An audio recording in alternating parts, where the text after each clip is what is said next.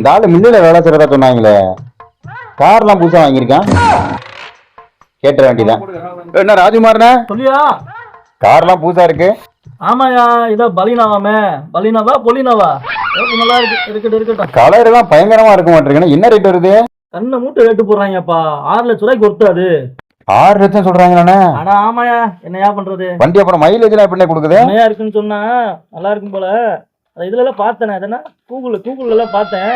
20-25 கிடைக்குன்னு நினைக்கிறேன். பாருங்கண்ணே, பார்த்து நமக்கு இதே மாதிரி வண்டி முடிச்சு விடுங்க. நம்மளும் ரொம்ப நாளா வண்டி எடுக்கணும்னு நினைச்சிட்டு இருக்கோம். நல்ல வண்டியா பாருங்க. வாங்கிக்கலாம்ப்பா. இந்த இருக்கு ஷோரூம், சாய்பாபா கோயில்ல ஷோரூம், வாங்கிக்கலாம். சரி, அந்த வண்டி சாவி கொஞ்சம் கூட ஓட்டி வண்டி எப்படி இருக்குன்னு. சாவியா? சாவி எதுக்கு ஏன்டா கேக்குற? அப்புறம் உன் கார்லயே அது? ஏயா, கார் வாங்குற மாதிரி வந்து நான் இதுக்கு கக்கூஸ் போயிட்டு இருக்கிறேன். அப்புறம் உன் கார் எனக்கு பகுமானமா நின்று பேசிட்டு இருக்கேன். கார் ஹவுஸ் ஓனரோடயா? அவர் நிப்பாட்டிக்கிறாரு. நீ கேட்டனா நான் சொல்லிட்டு இருந்தேன். ஓ, நீ என்ன ஓட நினைச்சிட்டு இருக்கீங்க? உன் கற்பனைக்கு ஒரு அளவு இல்லையாடா? காலங்காத்தால கக்கூஸ் போறேன் வந்துட்டு கார் வாங்கிட்டியா மோர் வாங்கிட்டியான்னு பைத்தியக்கார அவசரம் தெரியாம போடா டேய்.